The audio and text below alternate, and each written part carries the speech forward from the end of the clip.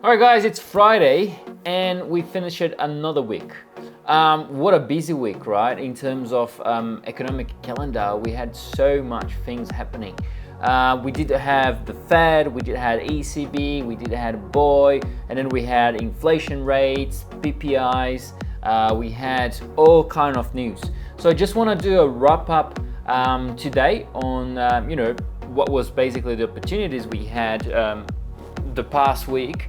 And what can we expect already for today, finishing the Friday today. Right, so let's come back because I want to discuss a little bit about the ECB as well as the BOI, right? The European Central Bank and the Bank of England that we just had it, depending on your, I don't know where you at, but for me the BOI was yesterday and the ECB was this morning. I think it was midnight 30 or 1:30, something around that. It was midnight 15. Okay. So first of all, and we had SNB as well, the Swiss National Bank. So let's go for the BOI first. All right. It was a hawkish instance for the BOI. So this is for the boys, not for the boys, for the BOI, the Bank of England. So we did had a pause, all right, at 5.25%, and it's very close for US. US is on 5.5. Therefore, the Bank of England is on 5.25%, only 0.25% of difference. But this 0.25 of difference and the hawkish instance that the BOI proposed, it is making the whole difference on GBP USD. So therefore, I'm switching my views from short to long GBP USD.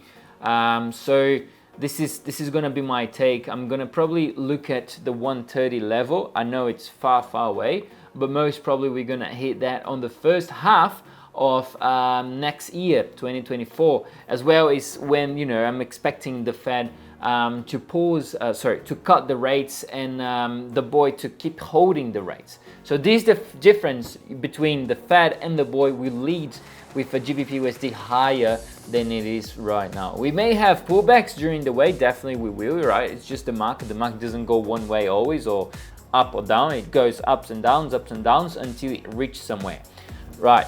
Now, next, the European Central Bank, the ECB. So we had another pause at 4%. So it is very different from the Fed. Fed is at 5.5 and ECB is at 4.5. It is a big difference, but the thing that we are having now, a little bit more persistent towards, the way I want to mention is we are watching the market having a little bit more resilience towards the European Central Bank than the Fed. The market is sort of pricing cuts already that the Fed is not expecting, but the market is expecting, right? There is a huge difference. We've talked about that yesterday on with me and Peter podcast. So if you haven't watched that yet, please go on there after finish this video. It's a very nice podcast. We've covered anything you can think about it. We covered it and already talked about 2024. Anyways, coming back for the ECB. The ECB interest rate decision, was at 4.5. So we have 1% difference, just correcting it here. It's not 4%. The facility rate is at 4%.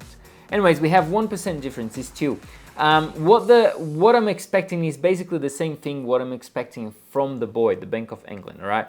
I think that the ECB will keep holding for longer than what the Fed will do. Probably the first cut from the Fed will be at the first half of next year. And the ECB probably will cut on the second half, if they cut, okay? Because market is priced some cuts, yes, but it's much lower than what the Fed is expecting. Therefore, I want to bring it here. This is screenshot. On this screenshot, you can see the post date that was on 20th of February 2023. I've mentioned that was soon as I joined at ACY. I've been with ACY 11 months right now. 10 months right now. And it has been an amazing journey. I've met so good people here, especially you guys on the webinars. And I've stated there that, you know, euro dollar would be on the fourth quarter at 1.12. So basically this is exactly where we are now. So if you look at back, you know, for the first quarter, 105, 108, 108, 105, and then 110, and then now 112. Most of the times I was correct. Okay, I'm not saying that I'm the genius guy, but it's just macroeconomics, and this is exactly what I will be doing next year. So pay attention to what I'm saying. I will think that the cut will come on the second half and not on the first half. Therefore, we're going to have euro dollar above 112. So we're talking about 114, 118. Okay, I know it sounds crazy. I know everyone think it sounds crazy, but that's all right. Okay. Now talking about the S&P, no surprises there. They've held the rates as well. And then we had the retail sales from US that I've mentioned that would come more than expected, and it did come more than expected. Every time I say something, it happens. It's not magic. It's just macroeconomics. It's just a little bit of study and patience and, you know, focus on what you do, that you will get the things right. So forget about putting lines or making Fibonacci's everywhere. It doesn't matter. You need to know where the market is heading first, and then you use those things, price action, to confirm where you're actually going to enter. That's it. That's simple. All right. All right. I think we finished the week. It was a very busy week, as I've mentioned. I will be having my webinar next Tuesday, so make sure, you know, just go in the description here, press there, and register for my webinar. Share these videos with your friend. It's always good, you know, when you guys do those sharings. It helps us and it helps your friends as well. Give us a thumbs up, and I wish a lovely and peaceful and nice weekend for everyone. And I see you on the next week on Monday. See you guys.